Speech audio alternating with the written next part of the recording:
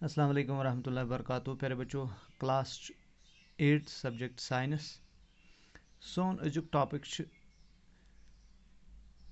Properties of metals and non metals. यह continue करुन रात को लेक्चर यथ मज करो एक्टिविटी यथ एक्टिविटी मज कह प्रॉपर्टीज क्लियर गसन। Recall how to make an electric circuit to test whether electricity can pass through an object or not. For example, you might have performed the activity with various objects. Now repeat the activity with the materials mentioned in table. तो कर से recall पतमन units मज पर्याव electricity मुतलिक how to make an electric circuits तथ chapters मज पर्याव कित इलेक्ट्रिक सर्किट बनावान whether electricity can pass through an object or not ये वो तथ मज इलेक्ट्रिसिटी यम सात make or break up switch वुचान इलेक्ट्रिसिटी कित पास गसान कुन ऑब्जेक्ट मज तो कम ऑब्जेक्ट्स एलो कर electricity to pass through them.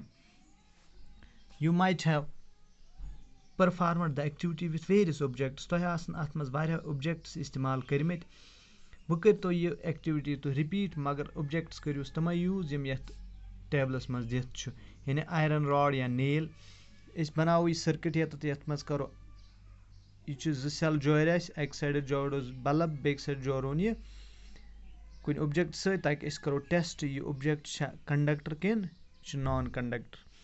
गोडनेथ लागोस आयरन रॉड या आयरन नेल क्यूल या शस्त्र टुकर कह पत लागोस सल्फर पत लागोस कोल पीस पत लागोस कॉपर वायर पत वुचो इम मज गया पास कम मज गस पास तथ लिखो यह गुड कंडक्टर यम मज मामूली पास गस तथ वनो यह पोर कंडक्टर यम मज कहीं गस सह गो bad conductor of electricity. You observe that iron rod nail and copper wire are good conductors. Iron rod या नेल copper wire यम सह good conductors of electricity. While rolled sulfur pieces and coal pieces are poor conductors. वह अगर sulphur pieces वो या कोल pieces वो poor conductors of electricity. Meaning of recalling our experiences and then of this activity was to show that metals are good conductors of heat and electricity. यह activity ये करनुक मकसद यह कि करो यह प्रूव बे कि मेटल्स यम good conductors of heat and electricity. Why do you find the use of aluminum and copper wires? Have you seen wires of coal? Definitely not.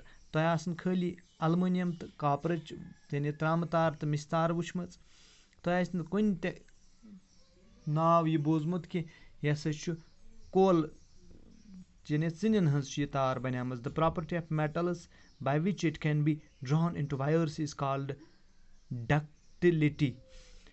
Metals यह प्रॉपर्टी मेटल्स कि यह करोन मोल्ड पत बनावोस wires अथ property सह वनान ductility. You have ever noticed that differences in sound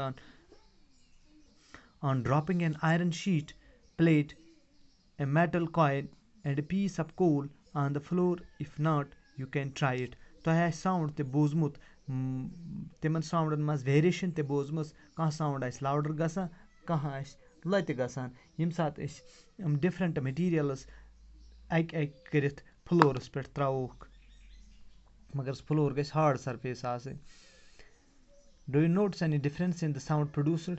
तो अगर यह कोर्मुत आस कहीं यह एक्टिविटी कर तो कुन सात त्रोन प्लास्टिक पत त्रोन शिस्तर पत त्रोन त्राम पत त्रोन बे कह मेटल पत त्रोन would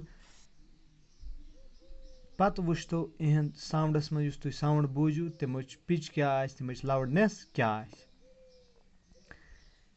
Have you seen wooden bells in temples? तशवा कुन वुचमज लकड़ हज बेल बनवित कुन मंदिरस मज या स्कूलस मज. Can you give reasons why कैज कहीं साउंड प्रोड्यूस करान.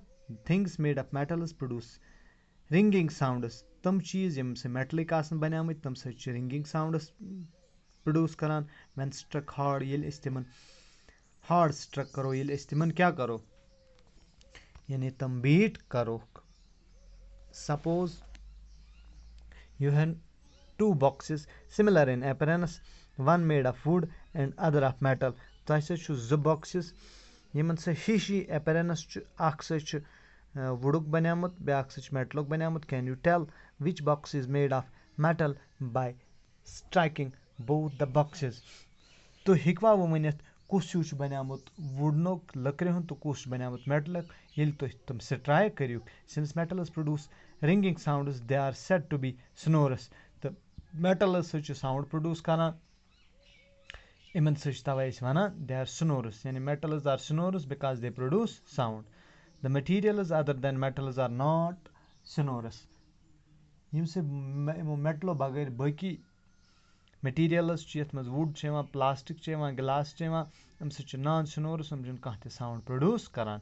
After performing the above activities we can say that materials are hard, lustrous, malleable, ductile, sonorous and good conductors of heat and electricity. وۄنۍ ہسا گوٚو اَسہِ یہِ clear کہِ تِم میٹیٖریلٕز ییٚمہِ سۭتۍ ہارڈ آسان لسٹرس آسان میلیبل آسان ڈکٹایل آسان سنورس آسان بیٚیہِ آسان good conductors of heat and electricity. Materials which generally possess these properties are called metals. تہٕ یِمن میٹیٖریلن منٛز یِمن منٛز تۄہہِ یِم پراپرٹیٖز وٕچھو یِمن سۭتۍ چھِ أسۍ وَنان metals. Example گوٚو iron, copper, aluminum, calcium, magnesium, etc. In contrast, materials like coal and sulfur are soft and dull in appearance. Coal تہٕ sulfur چھُ اَمہِ سۭتۍ چھُ soft آسان مگر یِمن چھُنہٕ کانٛہہ شاینا واینا کینٛہہ. They are dull in appearance. They break down into pieces on trapping with hammer. ییٚمہِ ساتہٕ سُہ یِمن اُمبور سۭتۍ أسۍ دب دِوان چھِ اَمہِ سۭتۍ چھُ چوٗر یِمن گژھان یِمن سۭتۍ چھِ پیٖس گژھان. They are not sonorous and are poor conductors of heat and electricity. یِم چھِنہٕ sonorous کِہینۍ یعنی یِم چھِنہٕ کانٛہہ ساوُنٛڈ پرٛوڈوٗس کران. یِم چھِ poor conductors of heat and electricity. یِمن منٛز چھُنہٕ کانٛہہ heat یا electricity پاس گژھان. These materials are called non-metals. یِمن میٹیٖریلن چھِ أسۍ non-metals وَنان. The example of non-metals are sulfur, carbon, oxygen, phosphorus. تہٕ یِم examples یِہنٛز سۭتۍ چھُ sulfur, carbon چھُ oxygen, phosphorus, etc. Metals like sodium and potassium are soft and can be cut with a knife. پتہٕ چھُ metals یِمن منٛز sodium تہٕ potassium چھُ آسان یِوان چھُ اَمہِ سۭتۍ چھِ أسۍ کٹ ییٚلہِ أسۍ کروکھ یِم شراکہِ سۭتۍ اَمہِ سۭتۍ چھُ شارپ کٹ دِوان یعنی یِم چھِ اَصٕل پٲٹھۍ کٹ گژھان. Mercury is the only metal which is found in liquid state at room temperature. These are exceptions. Mercury سۭتۍ چھُ سُہ اکھ metal یُس سُہ liquid stateس منٛز لبنہٕ یِوان چھُ at room temperature. Mercury یُس تُہۍ وٕچھان چھُو thermometerس منٛز یا mercuryک یہِ چھُ آسان پریشر مشیٖن ییٚمہِ سۭتۍ پریشر چیک کران چھِ یہِ ہسا چھُ liquid آسان at room temperature. Thank you.